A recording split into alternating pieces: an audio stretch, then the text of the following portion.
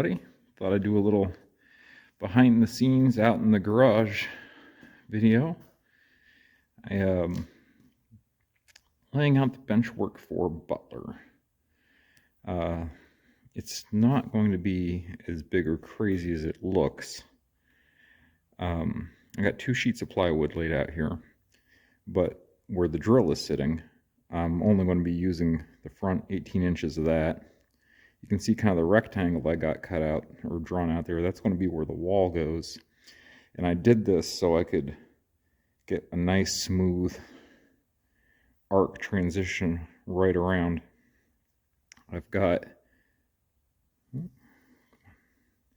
line right there. That's my 18-inch wide bench work. So all this will be cut away. And the way I laid these arcs out is that, I drew all this in CAD just to try to get my numbers. I found my center point where that screw is. And you just make a compass by drilling a hole for a Sharpie marker. You're known distance away and just swinging it around. So what I got to do now is I got to go back and find where my center point is for the blending arc coming the other way. I'll draw that arc and then I'll just strike a tangent and I can cut this out. And once I have this cut out, I can use it as a template for figuring out all my joists and supports. So I'll do that, build all the joists, and then just set this on top of it, and everything should line up good because I kind of laid it all out together. All right, I'll be back. All right, this is my layout in FreeCAD. So you can see this will be the bench work on the opposite side of the wall. And this is kind of over the end of the engine terminal. The blue line represents where I think the outer track will be. And the white line is the end of the bench work. Don't mind that triangle there, I just wanted to close the sketch. So I already found that center point. That's what you saw laid out already. Now I'm going to find this center point and strike that arc. And then I'll be ready to cut it out. All right, there it is all cut out. And that notch is for the wall.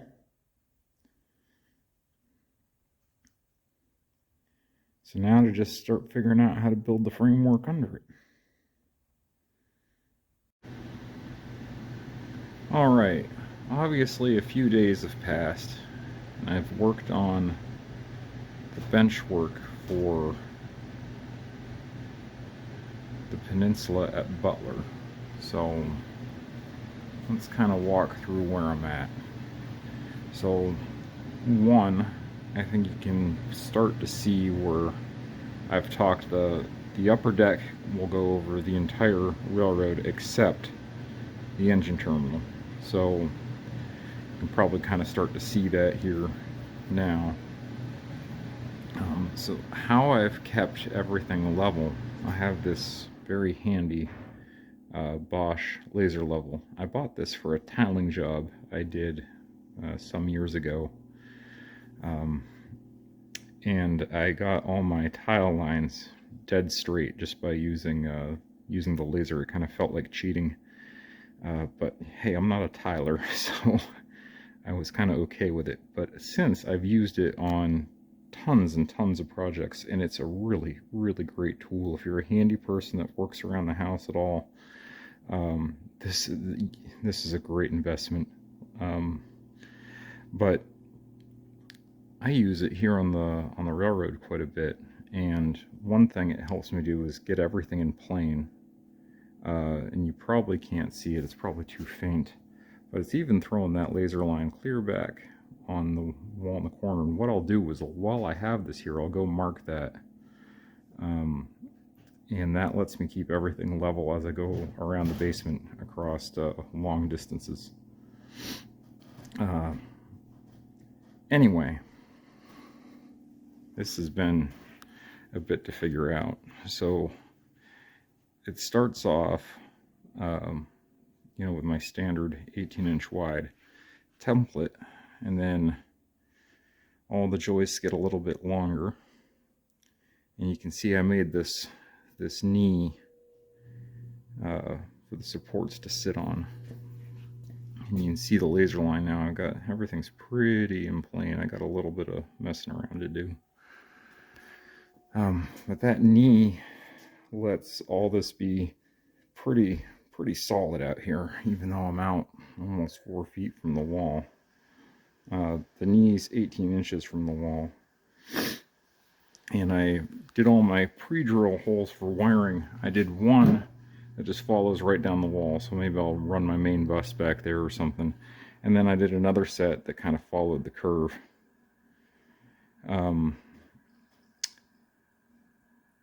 So now for underneath, thinking future scenery, I'm not sure when I'll do it. I might leave it open for now for the sake of construction, but I think I might get some of that 12-inch wide aluminum, or maybe I'll try to rip some thin plywood veneer or something, and I'm going to attach it to the wall and bend it out around to the other side, and that'll hide the knee, and I think it'll give it a really cool look.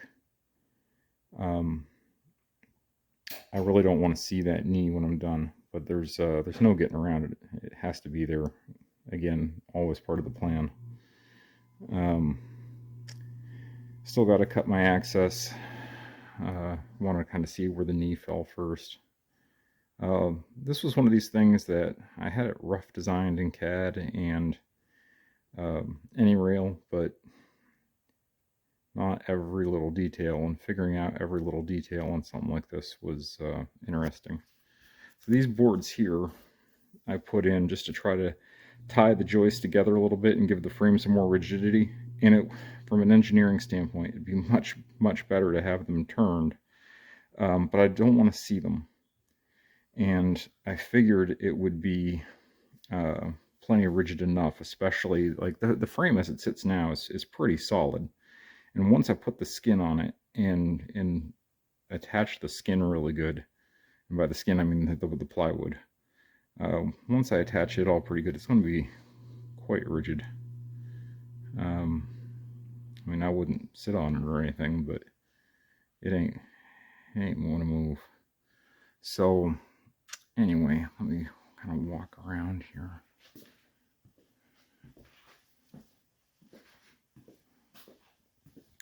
So there is the plywood ready to flip over and set on top of that, and you can see I actually cut the other side. I think I showed that before.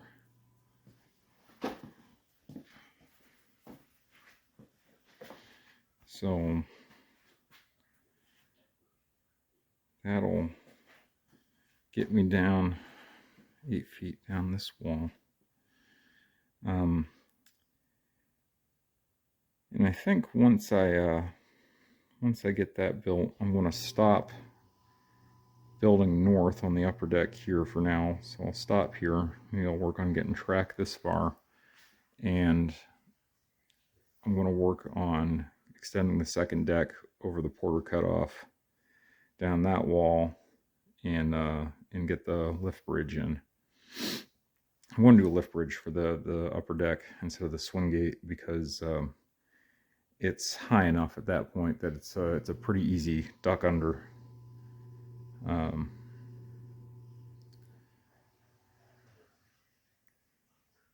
think it'll just be easier. And so anyway, I want to get that brought over, do the bench work for Grove City. There you can see the laser line, I think. And if I can get that over here, then, well, I guess I think about things weird ways. From a self-motivation standpoint, I will be at the point that I can see both ends of the bench work progressing towards each other. So then I'll just have to build it down this wall, which will be pretty easy, straightforward.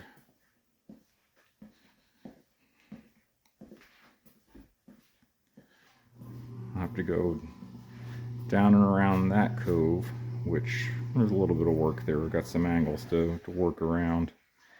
But this peninsula turn, I actually already have that piece of plywood cut. It was such a bear trying to figure out all the dimensions and get it all cut out where it fit upright, that once I got it, I made a template and I cut all 3 decks out at once. So I just got to make the framework, which isn't that bad.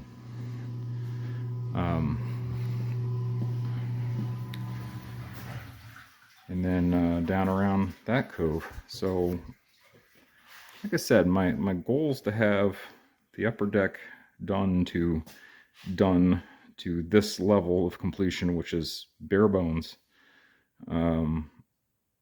by the end of the year. So I think that's pretty doable as things are progressing right now. This turn out around the end of Butler here was really one of the things I was just sweating a lot.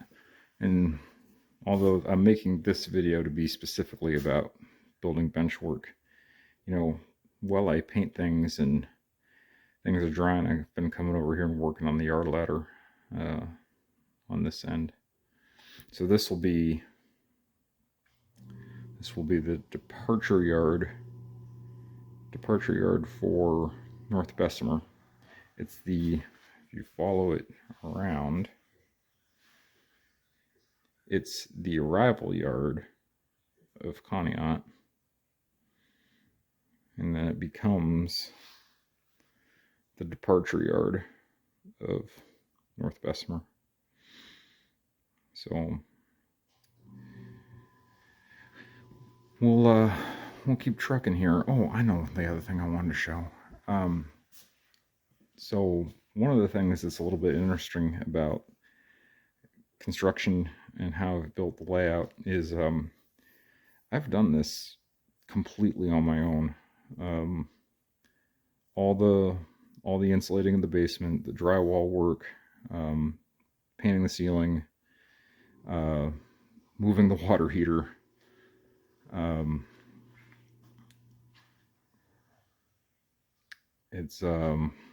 I've done it all myself.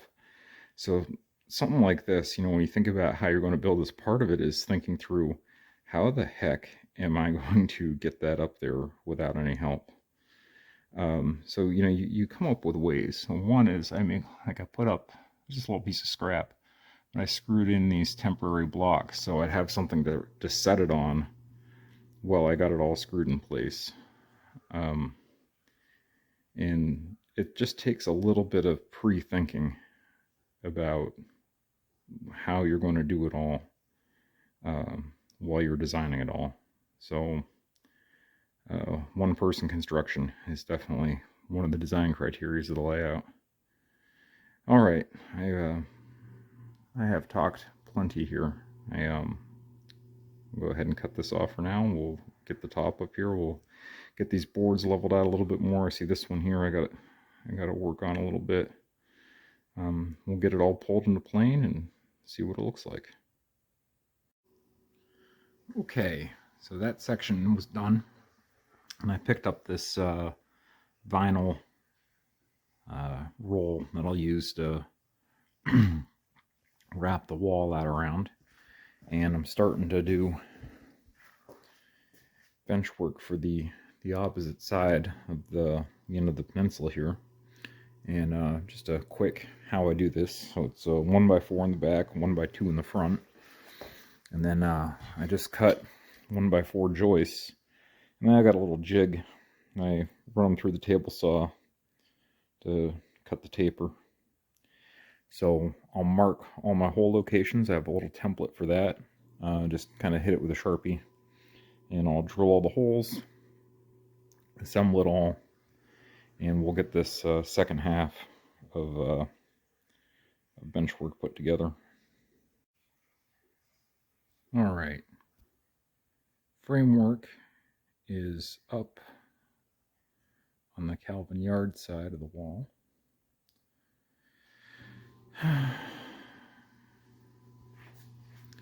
I mark a line with the laser of where the top of the framework needs to be. And you know, if you've bought wood lately, you know that getting anything straight is pretty tough.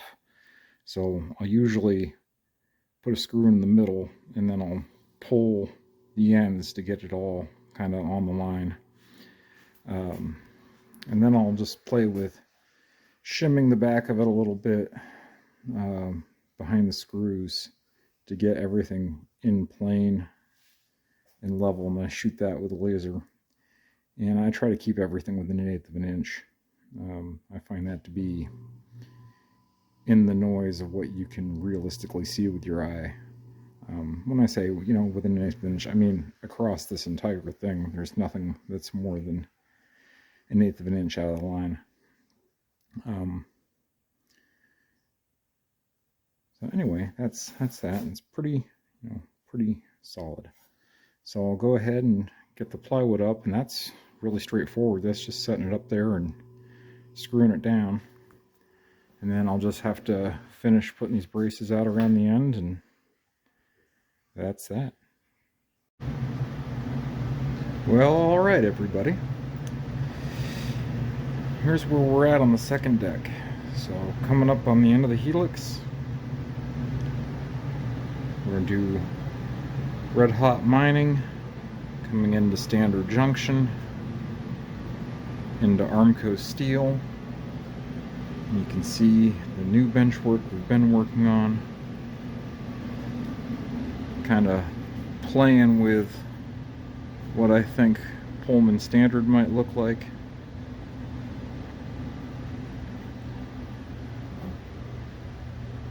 Trying to copy that look.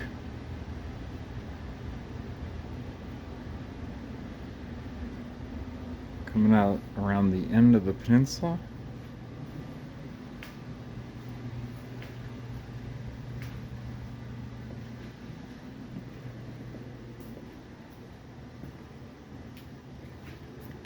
And starting to go down Calvin Yard. So some track work to do now, but this all turned out pretty good. I'm pretty happy with it. Pretty solid, pretty nice and flat. And that's it for this project. We will move on to bench work for, it'll be Fredonia and border cutoff. And the last thing I'll do here is I've just been putting these temporary lights in. I think they look pretty good.